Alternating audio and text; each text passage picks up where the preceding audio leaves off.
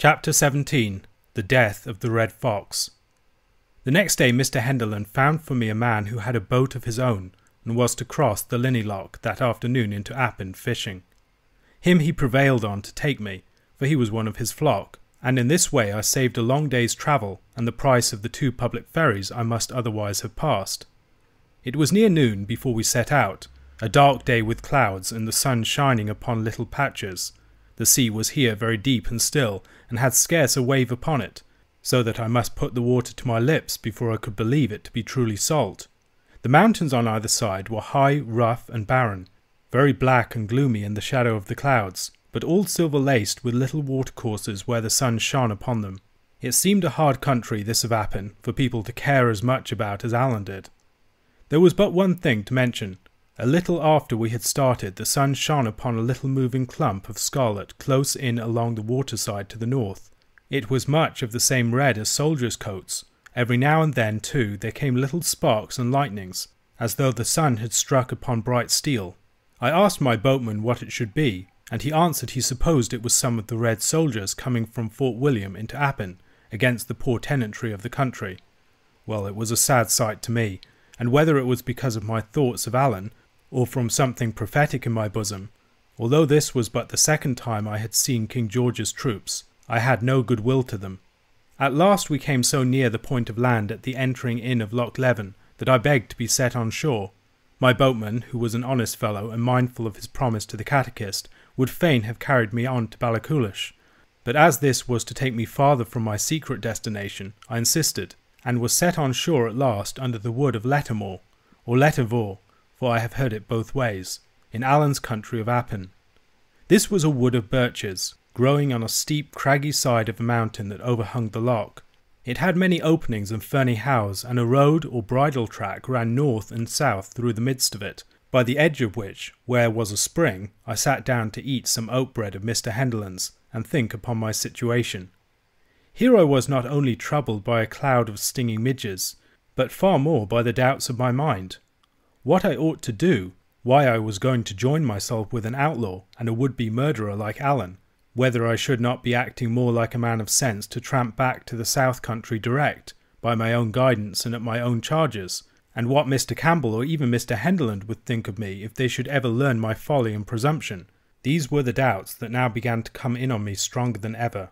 As I was so sitting and thinking, a sound of men and horses came to me through the wood, and presently after, at a turning of the road, I saw 4 travellers come into view. The way was in this part so rough and narrow that they came single and led their horses by the reins. The first was a great red-headed gentleman, of an imperious and flushed face, who carried his hat in his hand and fanned himself, for he was in a breathing heat. The second, by his decent black garb and white wig, I correctly took to be a lawyer. The third was a servant, and wore some part of his clothes in tartan, which showed that his master was of a Highland family, and either an outlaw or else in singular good odour with the government, since the wearing of tartan was against the act. If I had been better versed in these things, I would have known the tartan to be of the Argyle or Campbell colours. This servant had a good-sized portmanteau strapped on his horse, and a net of lemons to brew punch with, hanging at the saddle-bow, as was often enough the custom with luxurious travellers in that part of the country. As for the fourth, who brought up the tale, I had seen his like before, and knew him at once to be a sheriff's officer. I had no sooner seen these people coming than I made up my mind, for no reason that I can tell, to go through with my adventure, and when the first came alongside of me, I rose up from the bracken and asked him the way to Auchan.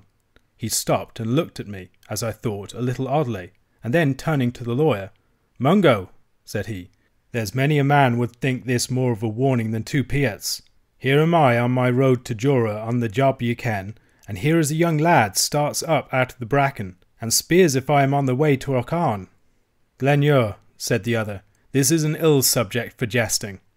These 2 had now drawn close up, and were gazing at me, while the 2 followers had halted about a stone-cast in the rear. "And what seek ye in Auchan?" said Colin Roy Campbell of Glenure, him they called the Red Fox, for he it was that I had stopped. "The man that lives there," said I. "James of the Glens," says Glenure musingly, and then to the lawyer, "Is he gathering his people, think ye?" "Anyway," says the lawyer, "we shall do better to hide where we are, and let the soldiers rally us." "If you are concerned for me," said I am neither of his people nor yours, but an honest subject of King George, owing no man and fearing no man." "Why, very well said," replies the factor.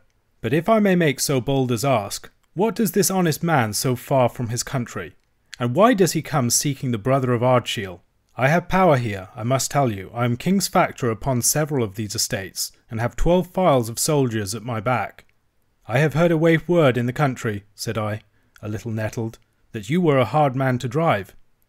He still kept looking at me, as if in doubt. "Well," said he at last, "your tongue is bold, but I am no unfriend to plainness. If ye had asked me the way to the door of James Stuart on any other day but this, I would have set ye right and bidden ye Godspeed. But today, Mungo?" And he turned again to look at the lawyer. But just as he turned, there came the shot of a firelock from higher up the hill, and with the very sound of it Glenure fell upon the road. "Oh, I am dead!" he cried several times over.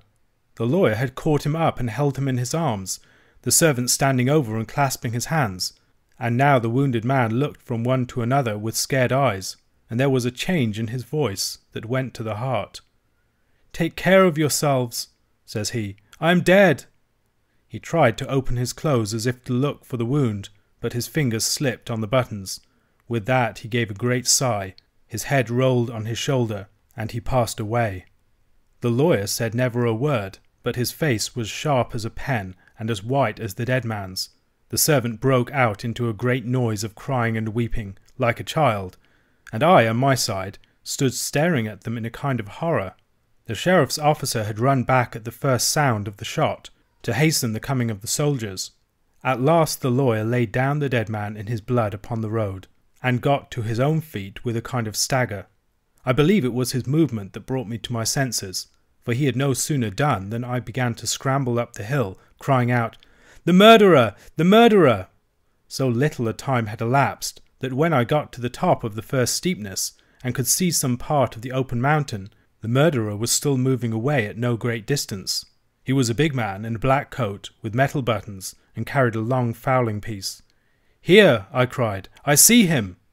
At that the murderer gave a little quick look over his shoulder, and began to run. The next moment he was lost in a fringe of birches. Then he came out again on the upper side, where I could see him climbing like a jackanapes, for that part was again very steep, and then he dipped behind a shoulder, and I saw him no more. All this time I had been running on my side, and had got a good way up, when a voice cried upon me to stand.